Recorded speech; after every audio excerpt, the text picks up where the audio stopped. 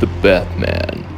I've watched the movie the other day and boy can I tell you how great it is. I really enjoyed it, and personally speaking I think that it is one of the greatest movies that DC has ever made, and I'm going to give you reasons, but of course I'm not going to dig deep because this is spoiler free. Starting off with the acting performance, I loved Robert's acting, Zoe's and Paul's acting as Batman, Catwoman and the Riddler, and in this movie it's pretty interesting because it shows you Batman in a light that is not so different, but it shows you how intimidating the Batman can be, like how scary he is, and they put you in the shoes of the criminals and show you how terrifying he can be to them, that you actually feel fear from the hero in the movie. As for the Riddler, he was psychotic and terrifying in this movie, which is really amazing because we know that Gotham is such a crazy place to be. It's a cursed place, and this movie reflects this perfectly. As for Catwoman, I thought that she was really good. The portrayal was spot on perfect.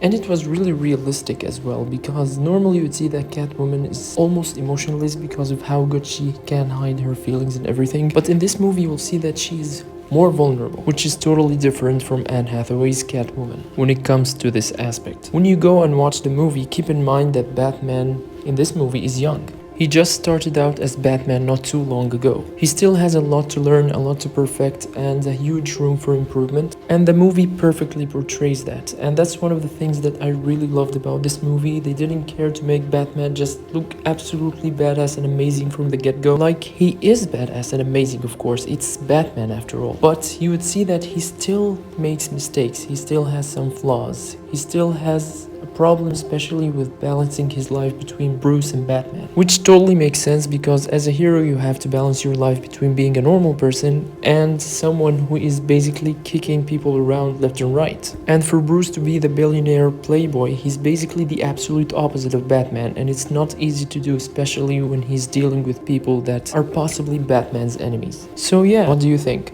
Please feel free to leave your comments and opinions. I wish to speak more, but if I do, I'm going to give away too much. So yeah, thank you for watching and have a great day.